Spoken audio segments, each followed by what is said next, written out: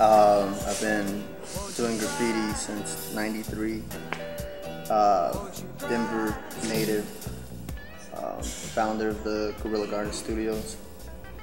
Guerilla Garden came about, I guess it was kind of like a few different reasons, but it was like the need to kind of switch it up from just painting my name, and also just I was starting to do a lot more like public artwork, shit that wasn't necessarily graffiti pieces, but you know, more murals. And I always wanted to like be able to like explain the approach to it, how it wasn't just all vandalism. Had this conversation with this lady, and she was talking about Guerilla Gardens and the way she was like in her 70s, man. The way she was talking about it, she sounded like a writer, a graph writer. I was like, that's that. I was like, damn, I love that. I never heard of the concept of a Guerilla Garden before I met this woman. And really, there wasn't much info about it out there. It's a very underground thing, but now it's like, you know, pretty popular thing. If you Google search Guerilla Garden, you'll not only see us, but a lot of, you know, actual gardeners. They're just based off that idea. It's kind of a metaphor to the approach that I've taken with my art. My art was always pretty large scale early on, because I started off as a graph writer, you know what I mean? So it was always pretty big. I mean, before that, yeah, I drew on paper, but I never painted on canvas before I did graffiti. You know, I never really painted anything, you know, until I picked up a can of spray paint. That's the first paint that I ever used. So it was always pretty big. But everything that I draw now, I am picturing it large scale. You know what I mean? When I'm drawing, most things that I draw, even if I'm not like planning a mural, I just naturally want to see things as big as possible.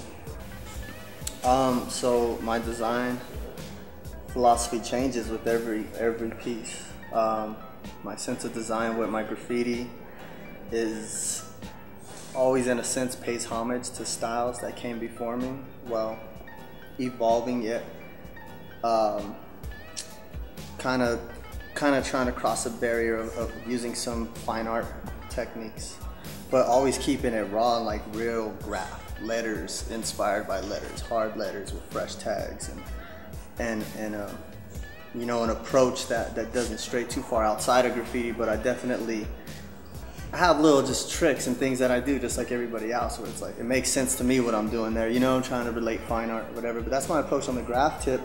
The public art, is my philosophy behind that is to represent the past, present, and the future, and to create the piece based off of the viewer, solely based off what the viewer is gonna get from it and take from it. So every piece changes because every public piece is in a different space. So, you know, the approach always starts with getting to know the community, if I don't already, and building with people on that concept.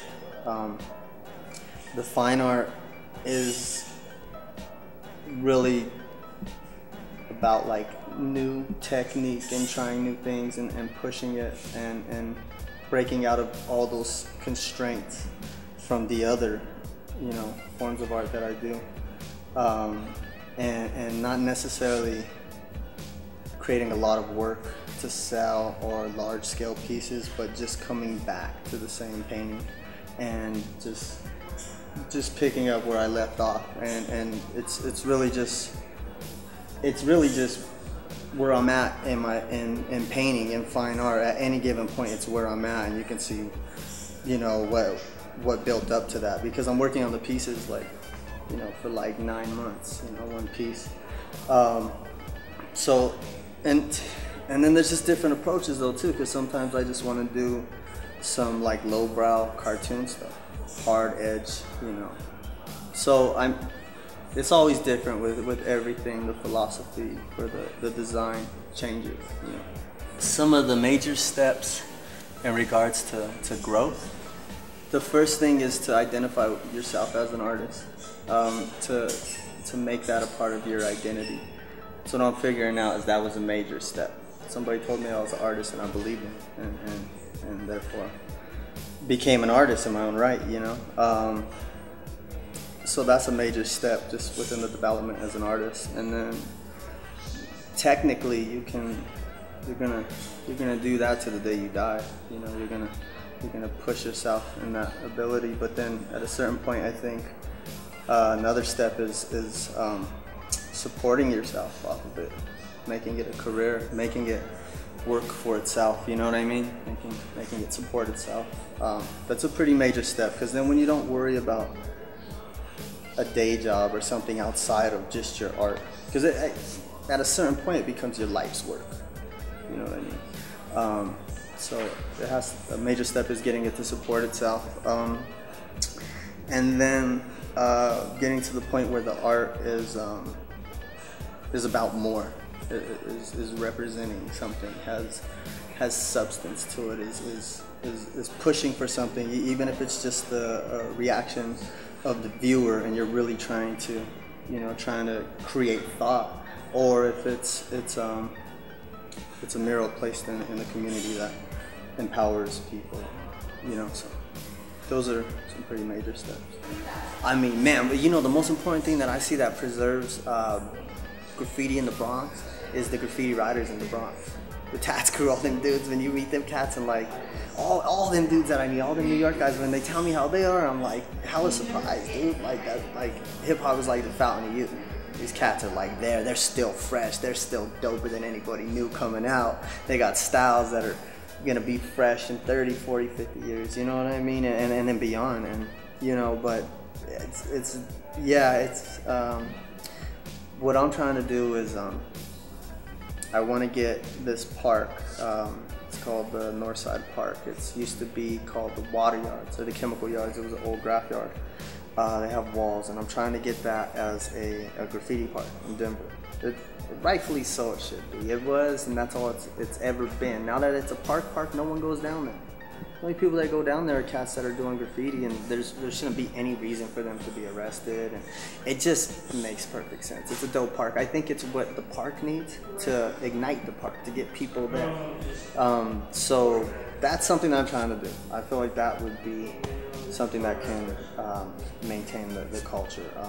A book, I'm working on a book. I'm collecting not just graph though, like you know, a lot of the Denver underground culture, the old 16th Street Mall, skate, punk, you know, the Inferno, like lowrider scene, Federal Boulevard, you know, those. But graffiti is included in that for sure. I'm trying to document it in that sense. I was talking about, you know, Swag and Omni for our show that we have coming up, and we were looking at it as a retrospect of 20 years of Denver graffiti. You know, we want to present it that way. We wanted to show photos and make sure that people seen the old school stuff. And so in these ways, yeah, we're documenting it. You know what I mean? And then again, I'm trying to be like them Bronx cats, and I'm gonna be here in 50 years rocking walls. And it's gonna be the histories, you know what I mean? The history's still there. And dude, the new generation is fresh. All the shorties are dope, and they know the game. And graffiti's is told. You know what I mean?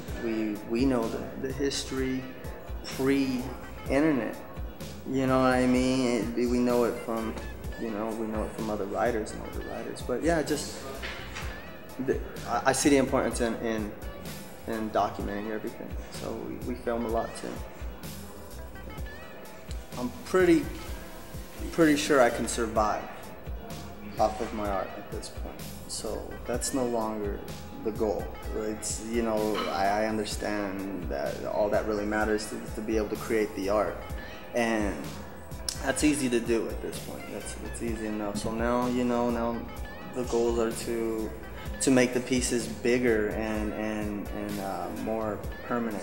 You know, pieces that are gonna last longer, even if it just means that they're on the scale or in the proper place where they get acknowledged in history. You know, I want to do. Yeah, I want to be as is as important as I could possibly be within the history books of my country. You know what I mean? It's like, why not? I want to do huge murals that you know, that create a certain type of consciousness. The next show at the Guerilla Garden is September 6th, and it's the pre-party to the Colorado Crush Graffiti event. It's a Denver event that is bringing out writers on an international level. Come out to our show, next day go to that. GuerillaGarden.blogspot.com, Guerilla, Guerilla. Yeah, that's it. You can follow us there.